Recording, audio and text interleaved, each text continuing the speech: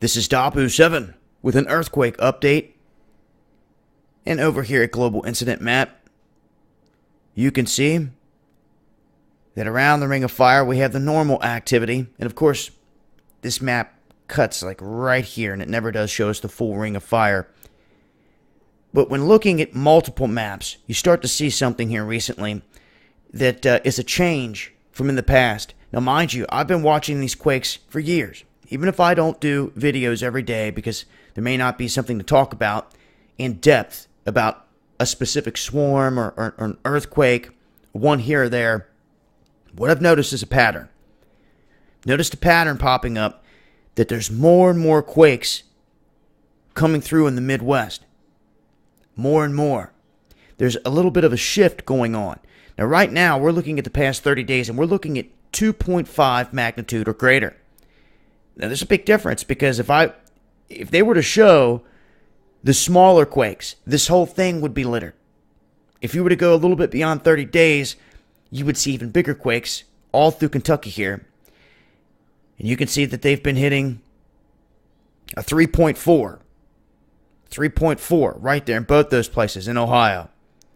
3.3 right here near the New Madrid. And this is what's catching my attention. These 2s, 3s, are happening more often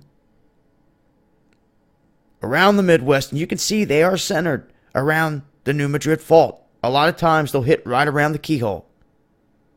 We can see there's been activity in Arkansas. We've seen activity in Georgia, Kentucky, Tennessee, Missouri, Southern Illinois, and like I said, even up here in Ohio.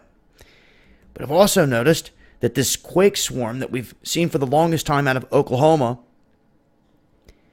stretches over into Kansas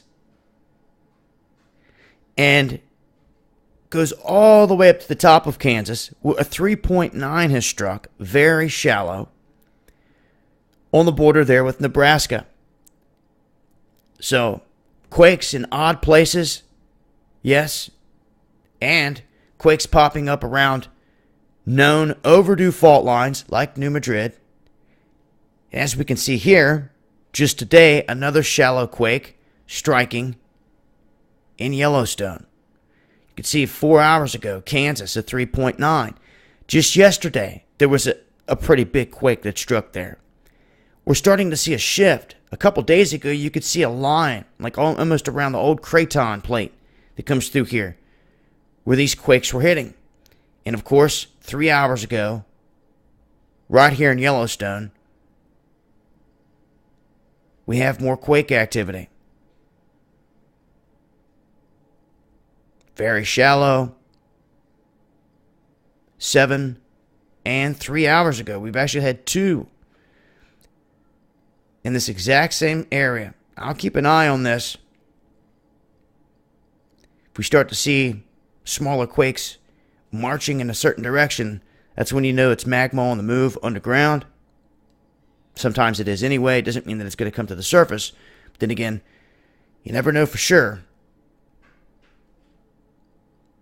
But I wanted to cover that and take a look here at some of the most recent earthquake activity in terms of across the Midwest. And if you're going to Global Incident Map, it doesn't always show the quakes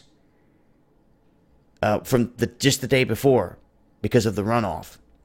Over here on USGS, you can get a pretty good look what's been going on throughout the past 30 days. In terms of 2.5 or greater, I really wish they had a 1 point magnitude or greater, or just all magnitudes.